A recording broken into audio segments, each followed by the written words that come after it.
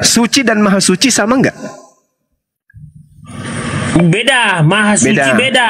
Nah, kalau suci masih bisa ada kemungkinan dia ternodai. Betul? Contoh, siapa maha suci? Suci nih bisa ternodai. Perempuan suci. Tunggu dulu, enggak, kita bicara perempuan bukan suci.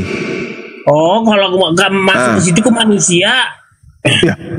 Tuhan itu bukan suci, Tuhan itu maha suci dia. Kalau ya, suci itu kalau Tuhan maha suci, kalau suci itu tataran manusia. Yesus maha suci. Maha suci. Otak merusak. Ya kan dia Tuhan. Tadi kan kita sepakat Tuhan. Coba dulu kau renungkan, bagaimana mungkin Yesus kau katakan maha suci, sedangkan dia itu penuh dengan kotoran. Ingus keluar dari hidungnya, ludah keluar dari mulutnya, keluar dari anusnya, congek keluar dari kupingnya. Kau bilang maha suci? Hah? Kamu nggak sakit biasa nih? Kau benar-benar luar biasa sakitnya nih.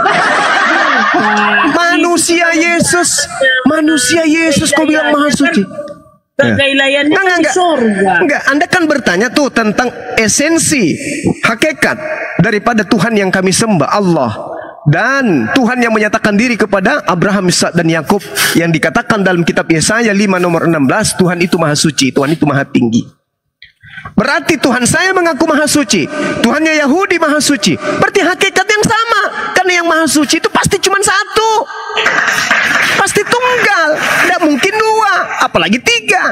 Sedangkan Yesus, dia tidak duduk sebagai yang maha suci. Yesus mungkin suci, habis mandi dia suci, tapi habis tidak cebok, dia tidak suci dia, apalagi maha suci. Yang namanya maha suci tidak punya celah noda setitik pun. Nah, itu baru Tuhan disebut maha suci yang kami sembah. Coba kau tunjukkan Tuhan kami umat Islam, bisa kau tunjukkan celahnya? Tuhanmu umat Islam begini, mana? Coba buktikan. Tidak bisa. Tuhannya orang Yahudi, mana bisa kau buktikan? Tidak bisa. Tuhannya orang Kristen. Jangan kau bilang kalau saya sesama dengan Yesus, ya aku belikanlah dia kemudian minyak rambut, sisir-sisir rambutnya baru ku kepang. Artinya di kepalanya itu masih ada ketombe karena dia berambut. Berarti kemudian dia tidak maha suci. Suci iya karena dia sudah disunat, dia berwudu, masuk di sinagoge, bait suci, dia wudu, sujud, beribadah semalam-malam, berdoa kepada Tuhannya. Ya, suci dia. Karena dia hamba yang suci memang. Di mana diterangkan dia hamba yang suci? Kisah Para Rasul 4, nomor 27, 28, 29, dan 30. Jelas itu. Tapi kalau dikatakan Yesus maha suci, mana ada? Tataran makhluk mana bisa maha suci? Jadi Yesus itu makhluk ciptaan yang suci. Al-Quran pun mengatakan begitu dalam surah Maryam ayat 19. Aku adalah Roh Kudus yang diperintahkan oleh Allah untuk datang mengabarimu tentang lahirnya seorang anak laki-laki yang suci. Yesus suci, tapi bukan maha suci.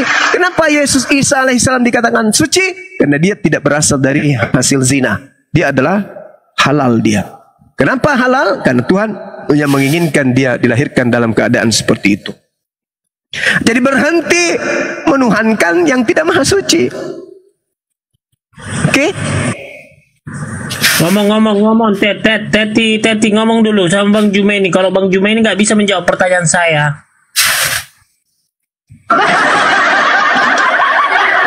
Ya dong. Dan tadi saya tanya. Gimana? Suka-suka kamu lah, bro. Yang penting siapkan dirimu untuk neraka ya. Malam, Batet. Ya, ngomong. Halo, selamat malam. Malam. Iya, tadi yang dari awal aku mendengar, apakah kita ini masuk surga apa masuk neraka, begitu ya? Iya. Memang ada ayat di Yohanes 14 ayat 6, akulah jalan kebenaran dan hidup, barang siapa percaya padaku dia tidak mati dan hidup. Itu yang pertama. Berarti Bagi orang yang percaya kepada Yesus dan melakukan perintah-perintahnya, dia menjadi ahli waris surga juga. Namun saya di sini tidak sedang memburuk-burukkan yang seagama dengan saya, yaitu Kristen. Ya, Bang Kepas. Gini loh. Agama aja sih Kepas. Ya, jadi gini, kita ini orang Kristen. Memang ada garansi atau jaminan kita menjadi ahli waris menjadi ahli waris surga apabila kita menuruti selaras pengakuan mulut kita bahwa Dia adalah Tuhan dan Juru Selamat. Kita mengikuti segala perintahnya. Kasihilah Tuhan Allahmu dengan sungguh-sungguh, dengan segenap akal budimu dan segenap jiwamu. Dan kasihilah sesamamu seperti engkau mengasihi dirimu sendiri. Nah, poin yang pertama itu berarti kita tidak pernah bersekutu dengan Allah-Allah atau Tuhan-Tuhan yang lain. Cukup bersekutu kepada Tuhan Halik langit dan bumi. Kalau yang orang Kristen mengatakan, orang Kristen di Indonesia mengenal dia nama Yesus, seperti di Yohanes 17 yang mengatakan, namamu yang engkau berikan kepadaku. Dan itulah nama waktu lahir yang dikonfirmasi atau diinformasi malaikat Gabriel kepada Maria. Namun Yesus juga berkata di konteks ayat apa yang mengatakan seperti ini, Guru, kami sudah menyembuhkan orang sakit, kami sudah bernubuat demi namamu, kami sudah membangkitkan orang mati, karena Petrus pernah membangkitkan orang mati.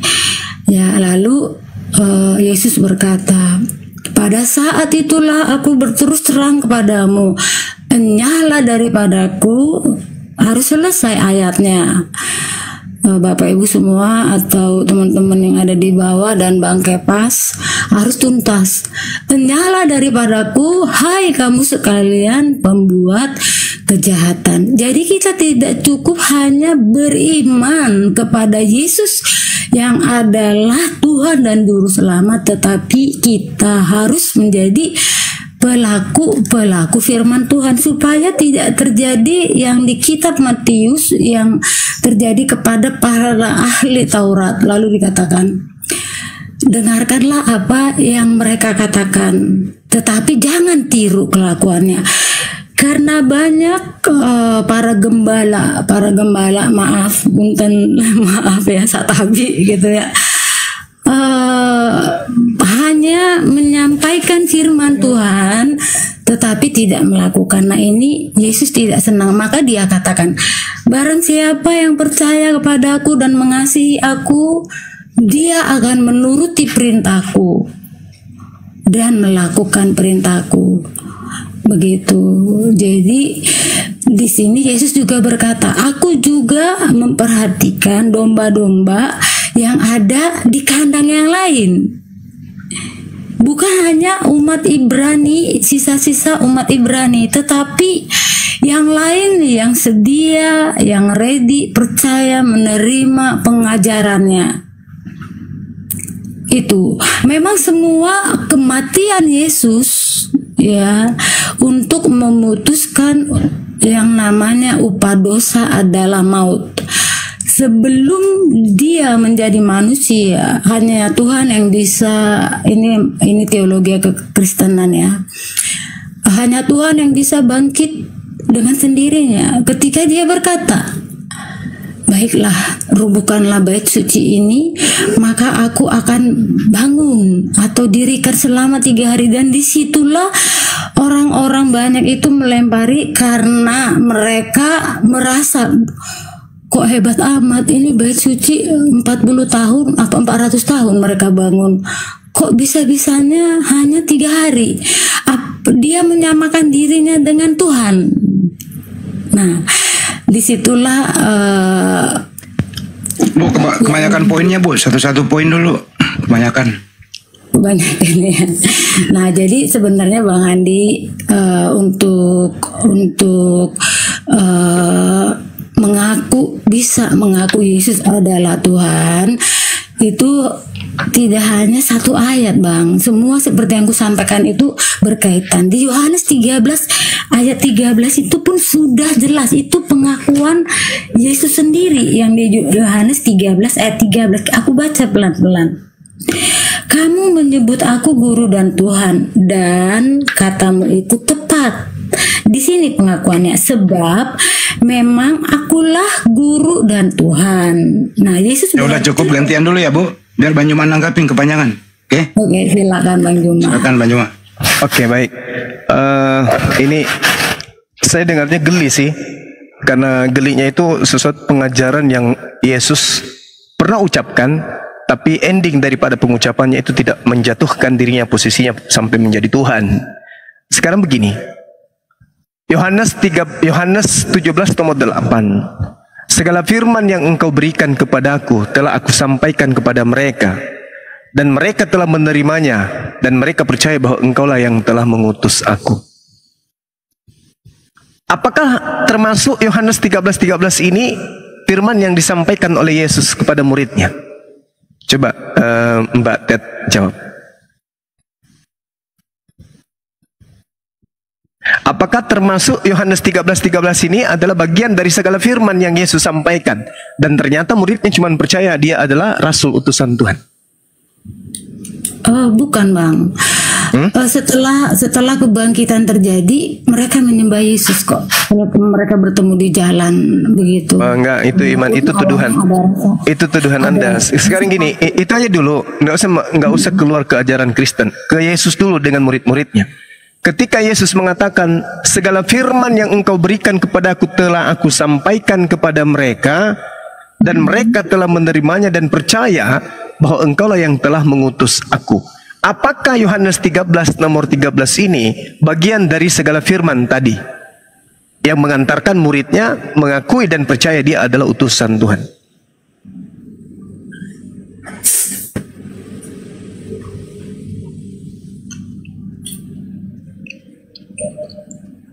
Iya. Iya kan? Benar kan? Bagian dari firman, Bang. Iya, itu makanya aku bilang.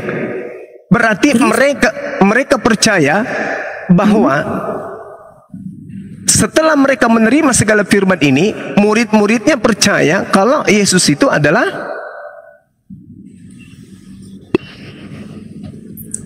Tuhan. Kalau orang Kristen menerima Yohanes 13:13, Kristen percaya Yesus adalah Tuhan. Murid-murid Yesus bukan hanya Yohanes 13 nomor 13, tetapi segala firman yang Yesus sampaikan kepada mereka menghantarkan mereka percaya bahwa Yesus adalah utusan, Ted. Utusan Tuhan. Sekarang yang mana yang kami harus percaya? Yesusnya atau Anda sebagai Kristen?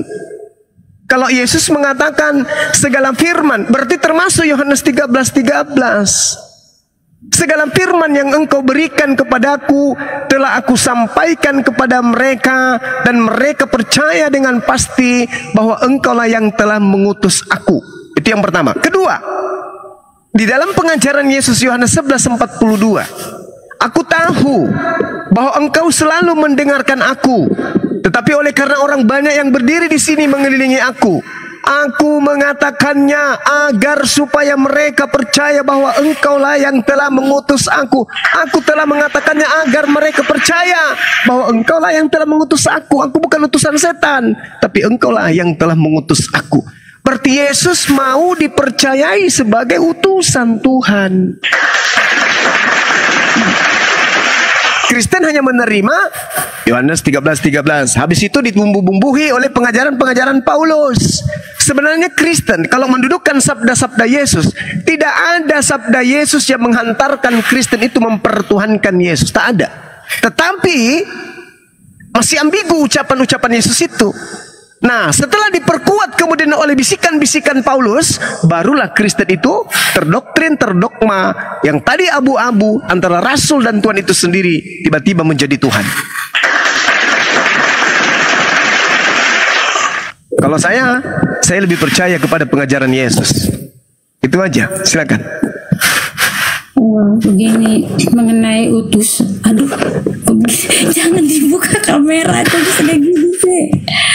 Oh my god, ini kayak mana ini bang? Kok aku itu, sudahlah biarin saja. Saya udah tutupin. Silakan Bu, silakan dibuka lagi nih.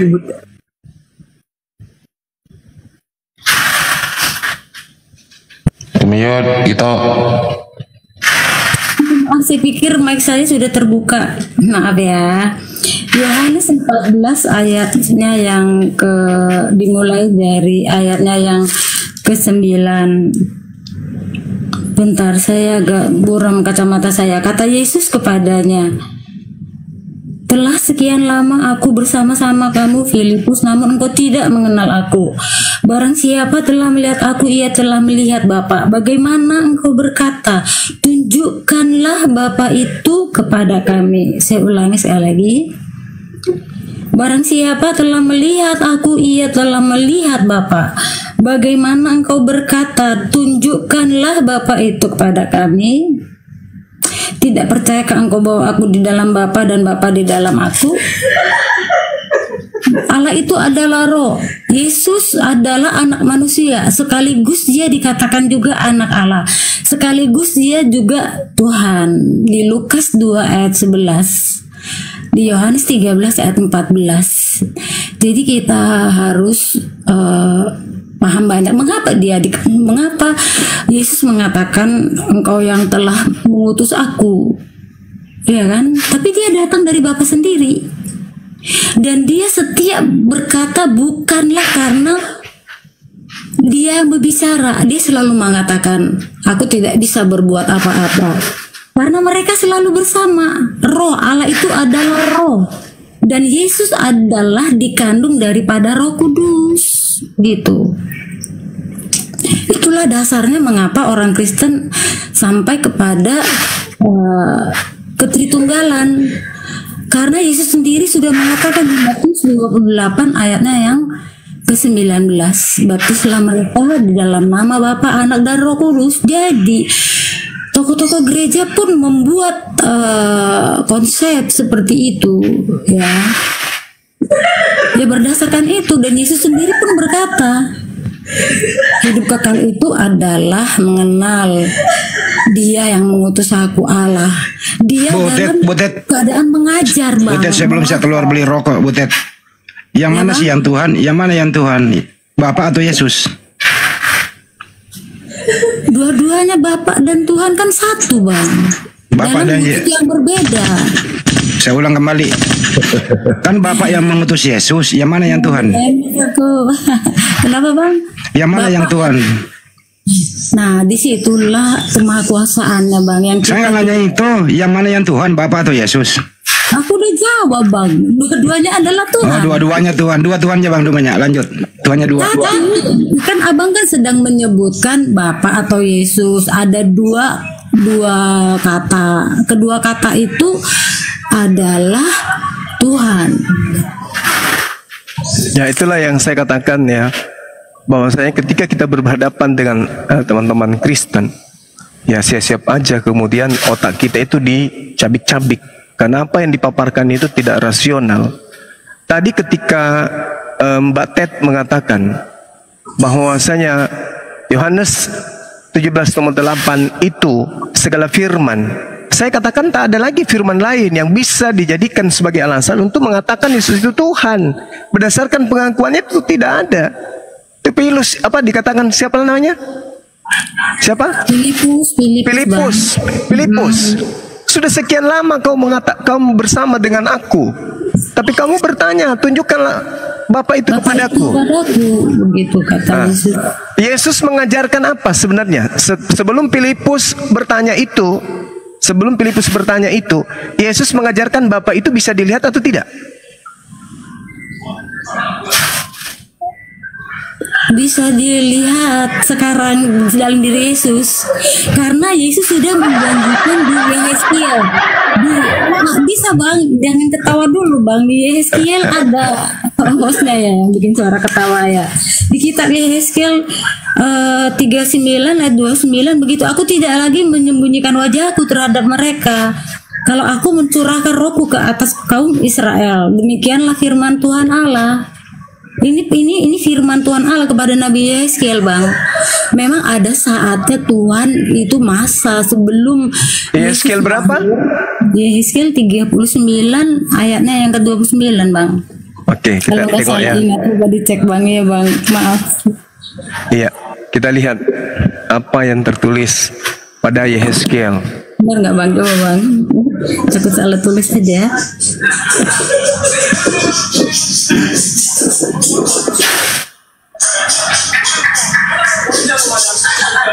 Siapkan nanti Yohanes 5:37 Butet. Yohanes 5:37.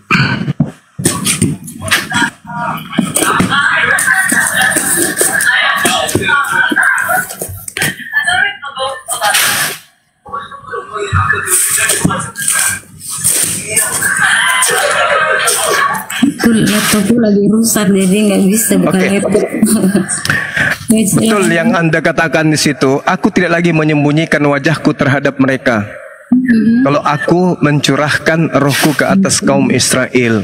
Iya. Demikianlah firman Tuhan.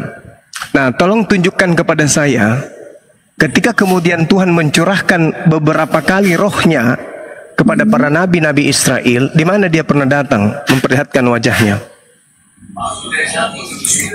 Belum pernah Bang melihatkan wajah, maka dikenal setelah dia menjadi manusia dalam Ya, Yesus itu. aku tidak akan menyembunyikan wajahku. Aku tidak lagi.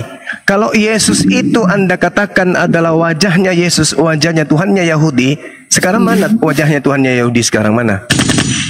Mana? Katanya dia tidak menyembunyikan lagi. Gini Bang, terus koneksikan ketika Allah menciptakan manusia di Kejadian 1 ayat 26 itu. Enggak, maksudnya kan Yesus ini kan wajahnya Tuhan.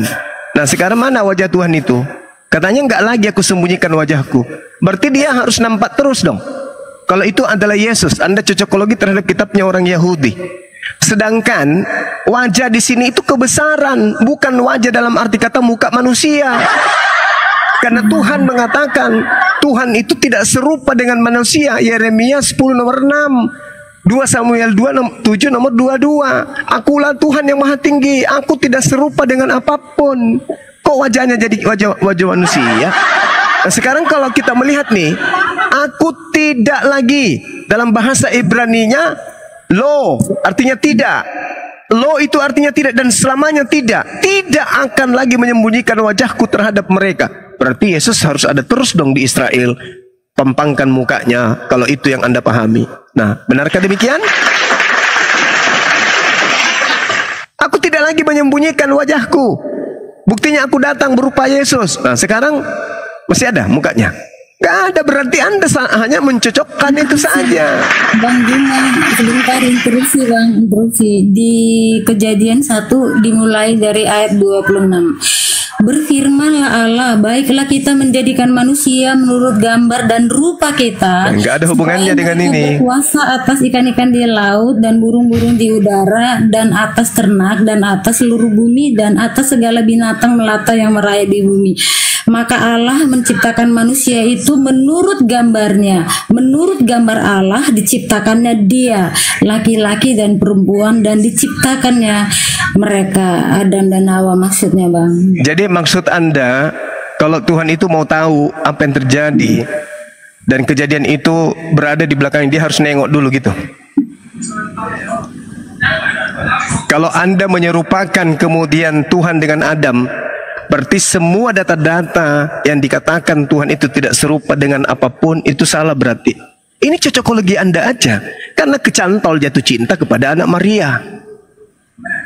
Yesus mengatakan kamu tidak dapat melihat Bapa.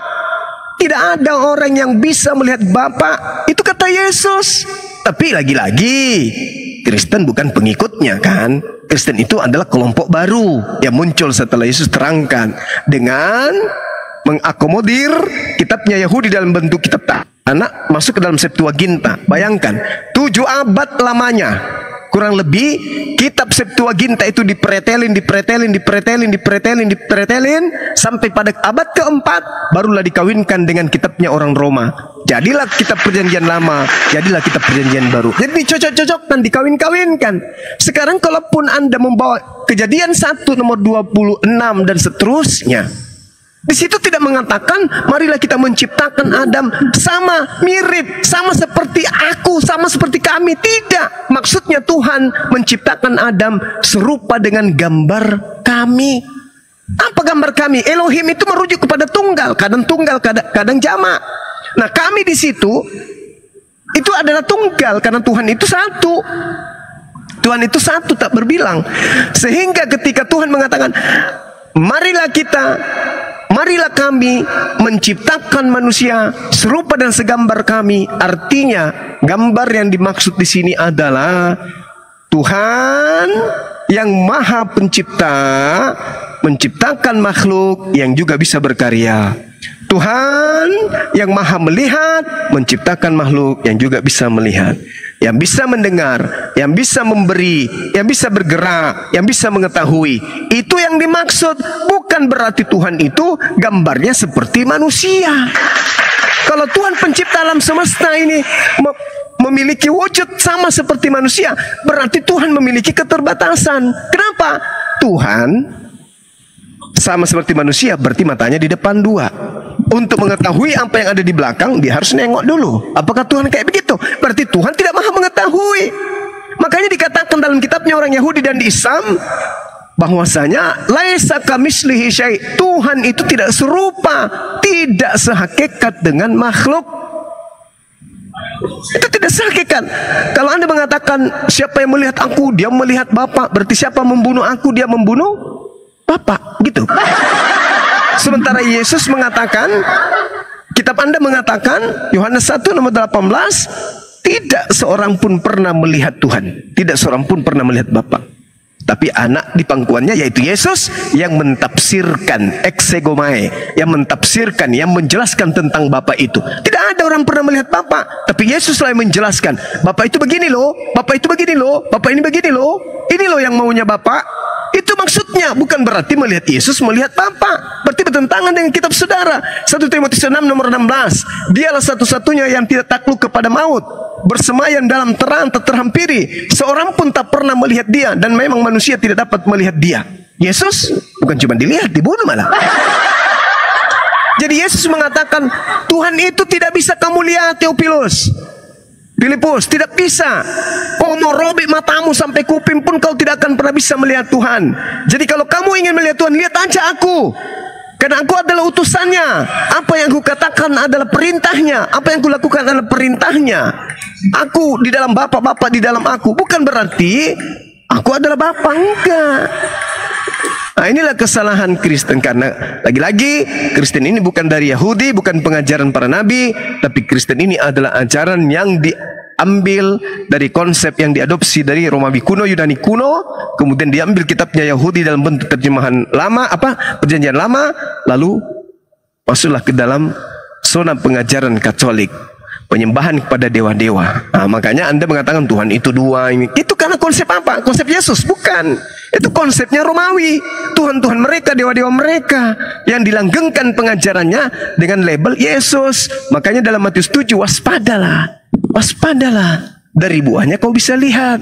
Yaitu memanggil aku Tuhan, bernubuat, bermujizat, mengusir setan. Siapa itu? Kristen. Sederhana kok itu. Silakan, Bang Handi monitor, Bang Arif Monitor. ya silakan. Karena saya ini dulu, masa air dulu, masa air. Ya, masa air. Begini aja deh Mbak Ted. Iya. Ada nggak orang Kristen bisa membuktikan kalau Yesus itu bukan manusia? Nggak tahu kalau itu. Atau ibu setuju nggak kalau Yesus? No, sorry, wait. Yesus bukan Bukan manusia. Berarti Tuhan, begitu bang. Enggak, ini manusia dulu. Yesus bukan manusia. Ada nggak yang bisa buktikan kalau Yesus bukan manusia? Yesus kalau di kekristenan itu disebut anak manusia juga bang. Berarti Yesus manusia, betul ya? Nggak akan ada orang Kristen yang tidak mengakui bahwa Yesus adalah anak manusia yang dikandung Ya, oke. dari Kudus, lahir dari Baik. anak darah Maria. Baik. Kalau begitu, apakah Tuhan itu manusia? Tidak, Tuhan. Tidak. Tuhan roh kalau di Oke, baik. kekristenan, Bang. Berarti Yesus bukan Tuhan karena dia manusia. Betul? Sederhana loh ini. Dikandung dari roh bang, dari roh Allah. Mana ada roh mengandung? Yang mengandung itu, yang mengandung. Kandungnya Maria itu Butet. kayak bayi tabung aja, kayak bayi tabung. Bayi tabung Wah. aja, mungkin tabung. Yang mengandung itu Maria, bukan roh yang kandung Yesus. Yang mengandung Yesus itu orang, ibu-ibu namanya Maria. Masa ada roh yang mengandung Ya, tapi Yesus? Hajar Ted, hajar gulung. Entar dulu, lu diam dulu. Jadi yang mengandung Yesus itu bukan roh, tapi manusia yang mengandung.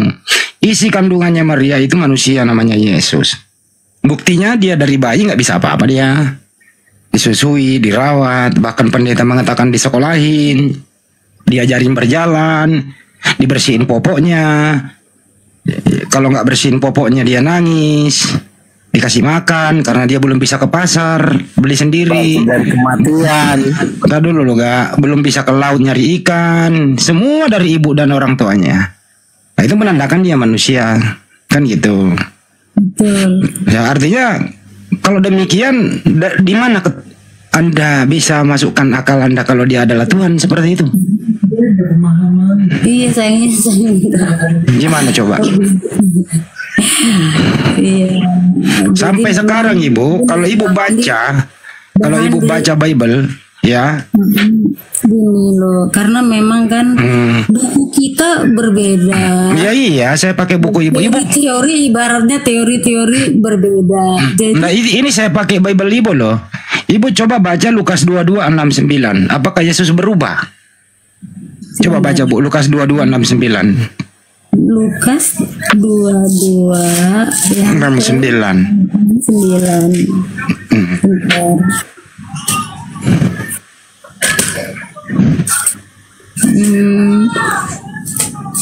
Udah bang.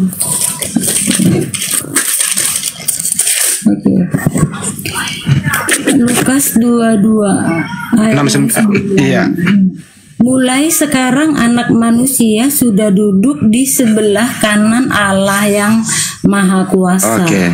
Sekarang saya tanya ya Ibu. Yesus itu di surga anak manusia atau anak ayam? Anak Tuhan. Barusan Ibu baca loh. Kok dirubah buset. Jangan dirubah bacaannya. Berdasarkan ayat ini bang. Iya coba baca lagi. Ulang coba. Mulai sekarang anak manusia, benar gak sih bang? Mulai sekarang anak manusia sudah duduk di sebelah kanan Allah yang Maha Kuasa. Oke. Jadi Yesus di surga ini anak manusia atau anak ayam? Weh, lo jangan menghina Yesus lo ngomong kayak begitu lo. Saya kasih pilihan. Saya kasih pilihan ganda. Saya kasih pilihan ganda. Menurut Lukas 22:6-9, Yesus ini di surga adalah A. anak manusia, B. anak ayam. Tinggal pilih dong sesuai data yang ada. Iya kan udah dicatat bang anak manusia. Anak manusia. Oke. Apakah anak manusia ini Tuhan Ibu Ted? Iya. Oke, berarti Tuhan Ibu Ted adalah anak manusia. Jujur aja nggak apa-apa. Nggak apa-apa lah Yesus yang bilang kayak gitu bang. Oke. Masa bukan yang lain bang? Kan Yesus sendiri yang ngomong. Oke, artinya Tuhan Ibu Ted adalah anaknya Maria, anak manusia. Baca Ibrani 13 nomor 8, Bu.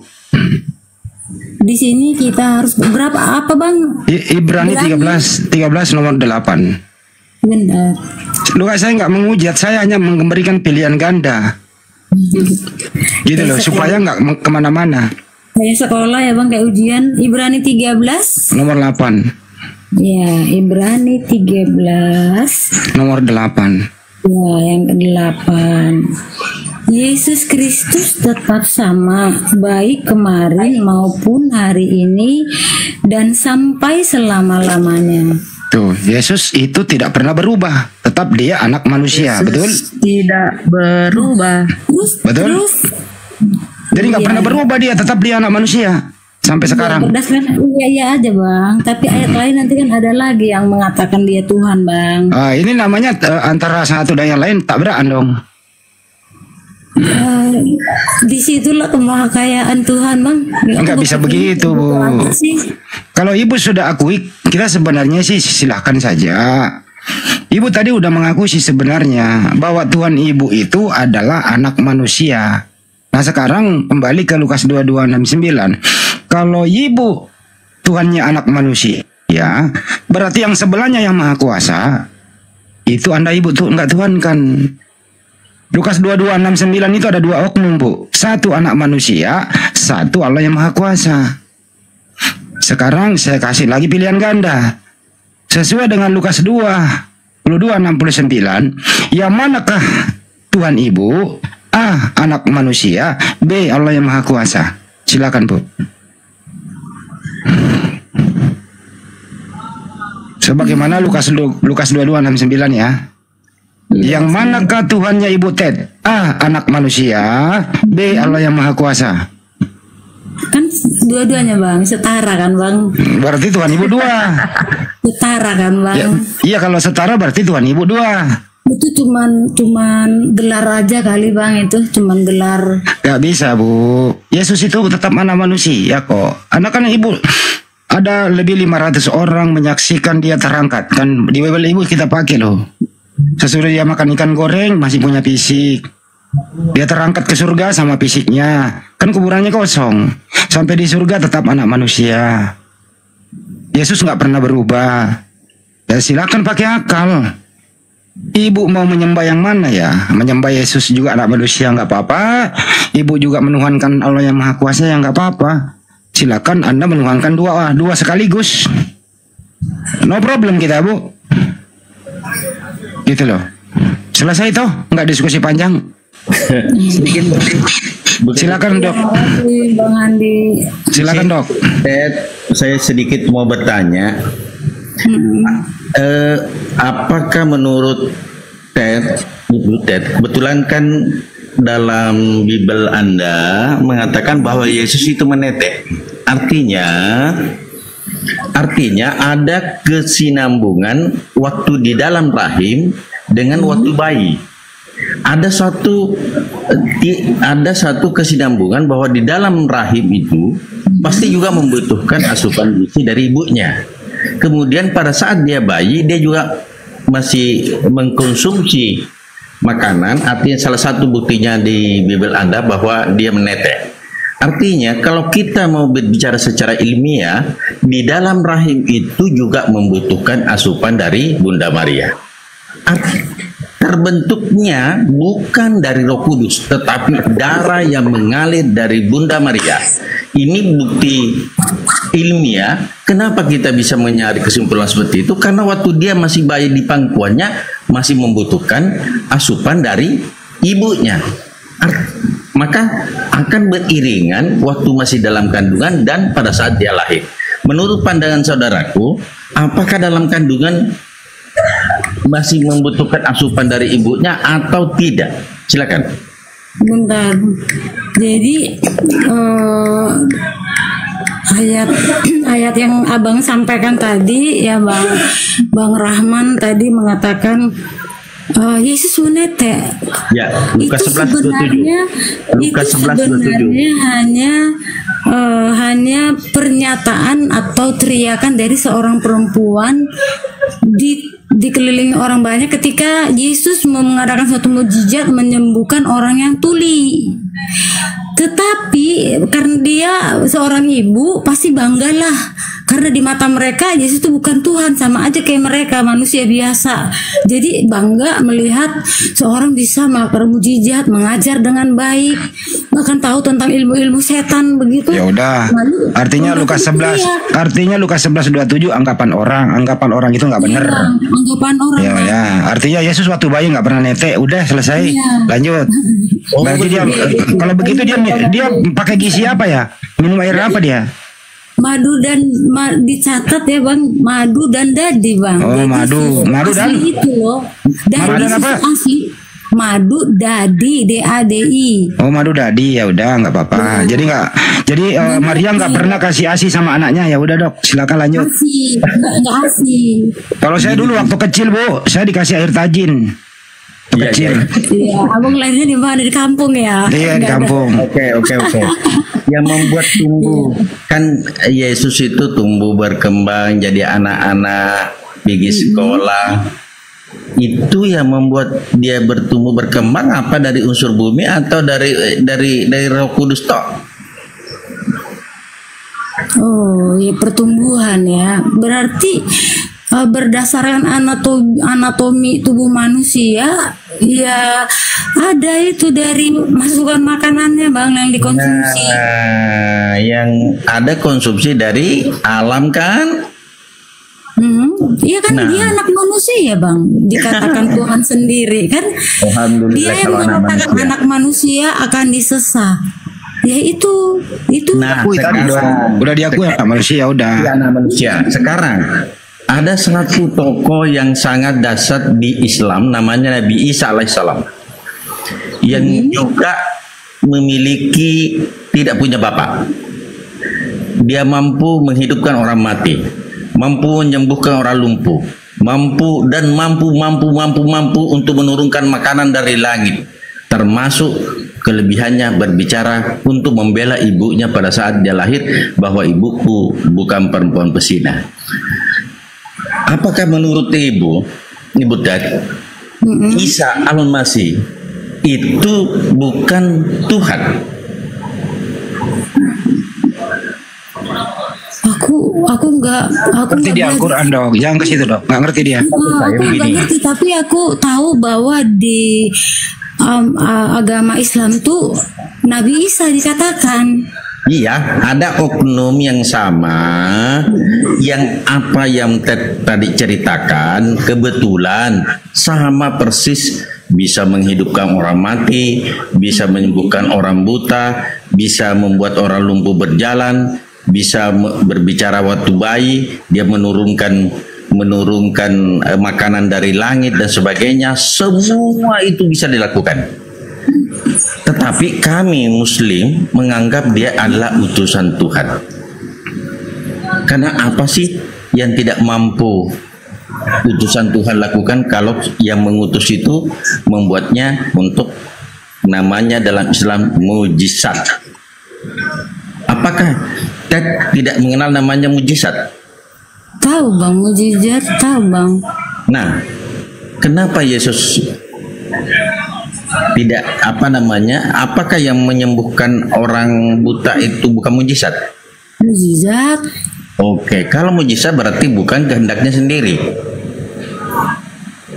Iya. Ya udah gini. Saya kasih, kita pakai datanya dia dok. Coba Ted buka Yohanes 11:41 sampai 42. Di situ waktu Yesus menghidupkan Lazarus. Yohanes 11:41 sampai 42. Iya. Yohanes 11 ayatnya 41 sampai ya 2 lah. 22. Ya coba dibaca aja deh. Iya bang, ya sebentar bang. Itu kan mujizat di situ. Silakan. Ya. Maka mereka mengangkat batu itu. Lalu Yesus menengadah ke atas dan berkata, Bapa, aku mengucap syukur kepadamu karena Engkau telah mendengarkan aku. Aku tahu bahwa Engkau selalu mendengarkan aku, tetapi oleh karena orang banyak yang berdiri di sini mengelilingi aku mengatakannya supaya mereka percaya bahwa Engkaulah yang telah mengutus aku. Oke, ada 2 kegiatan Yesus di situ. Pertama, dia mengucapkan syukur kepada Bapaknya, kedua dia mengklaim dirinya utusan. Percaya nggak, Bu Ted, percaya nggak omongan Yesus itu? Dia percaya kan? Percaya.